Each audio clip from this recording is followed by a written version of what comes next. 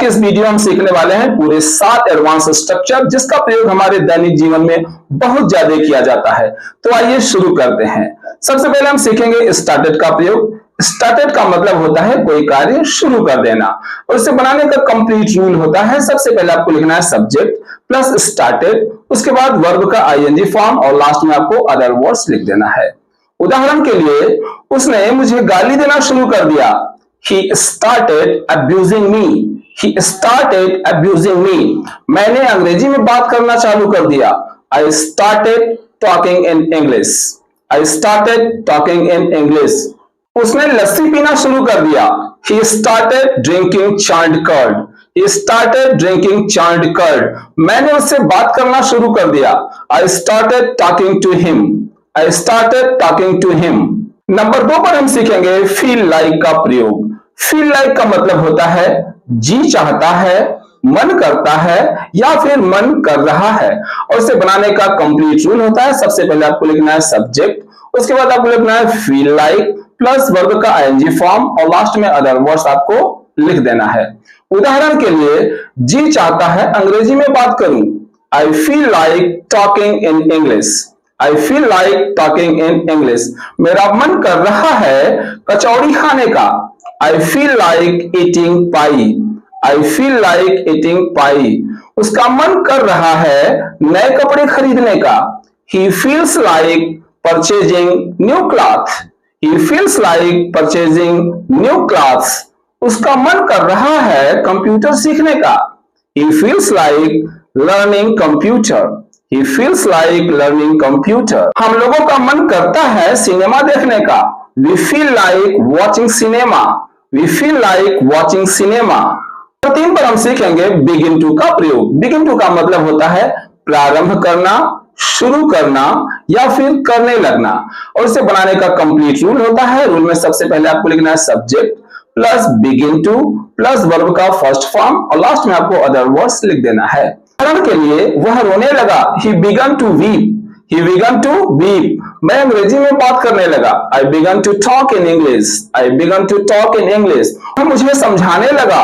He began to explain me. He began to explain me. वह झूठ बोलने लगी। She began to tell a lie. She began to tell a lie.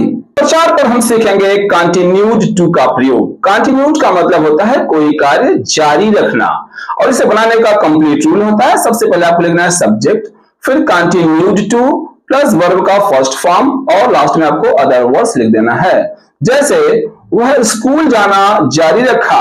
He continued to go to school. He continued to go to school. हम लोगों ने cricket खेलना जारी रखा। We continued to play cricket. We continued to play cricket. मैंने अंग्रेजी में बात करना जारी रखा। I continued to talk in English. I continued to talk in English. उसने मोबाइल चलाना जारी रखा। He continued to operate mobile. He continued to operate mobile. हम लोगों ने हंसना जारी रखा। We continued to laugh. We continued to laugh. Number 5 पर हम सीखेंगे in the habit of का प्रयोग। in the habit of का मतलब होता है की आदत है, और इसे बनाने का कंप्लीट रूल होता है सबसे पहले आपको लिखना है subject plus is am are was verb में से कोई एक जिसकी आवश्यकता हो, उसके बाद आपको लिखना है in the habit of plus verb का आईएनजी फॉर्म और लास्ट में आपको अदर वर्ड्स लिख देना है। उदाहरण के लिए, मुझे अंग्रेजी में बात करने की आदत है। I am in the habit of talking in English. I am in the habit of talking in English. उसे चाय पीने की आदत थी। He was in the habit of taking tea. He was in the habit of taking tea. तुम्हें झूठ बोलने की आदत है। You are in the habit of telling a lie. You are in the habit of telling a lie. हम लोगों को cricket खेलने की आदत थी। We were in the habit of playing cricket. We were in the habit of playing cricket. मुझे सुबह दौड़ने की आदत है। I am in the habit of running in the morning. I am in the habit of running in the morning. Number 6 पर हम सीखेंगे nothing but का प्रयोग करना। nothing but का मतलब होता है के सिवाय कुछ नहीं, और उसे बनाने का कंप्लीट रूल होता है सबसे पहले आपको लिखना है सब्जेक्ट, उसके बाद want plus nothing but plus noun या फिर वर्ब का आईएनजी फॉर्म और लास्ट में आपको अदर वर्ड्स लिख देना है। जैसे मुझे पैसे के सिवाय कुछ नहीं चाहिए। I want nothing but money.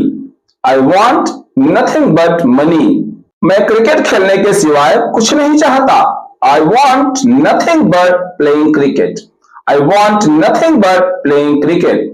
वह मोबाइल के सिवाय कुछ नहीं चाहती। She wants nothing but mobile. She wants nothing but mobile. वह पैसे कमाने के सिवाय कुछ नहीं चाहता। He wants nothing but earning money. He wants nothing but earning money. तुम पकौड़ी खाने के सिवाय कुछ नहीं चाहते। You want nothing but eating fritters. You want nothing but eating fritters. Number 7 पर हम सीखेंगे nothing but का प्रयोग। यहां पर nothing but का मतलब होगा सिर्फ, और इसे बनाने का कंप्लीट रूल होगा। सबसे पहले आपको लिखना है there प्लस is या was plus nothing but plus noun। उदाहरण के लिए सड़क पर खून ही खून था। There was nothing but blood on the road. There was nothing but blood on the road. सभी जगह आग ही आग है। There is nothing but fire everywhere. There is nothing but fire everywhere. वहां पानी ही पानी था। There was nothing but water there. There was nothing but water there. मेरे जेब में पैसे ही पैसे हैं। There is nothing but money in my pocket.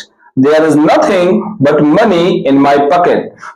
So my dear student, if you are first time on my YouTube channel, this is my appeal from you. Please subscribe the channel and click the bell icon so that you can get all the notifications on time. Thank you very much. See you in the next video.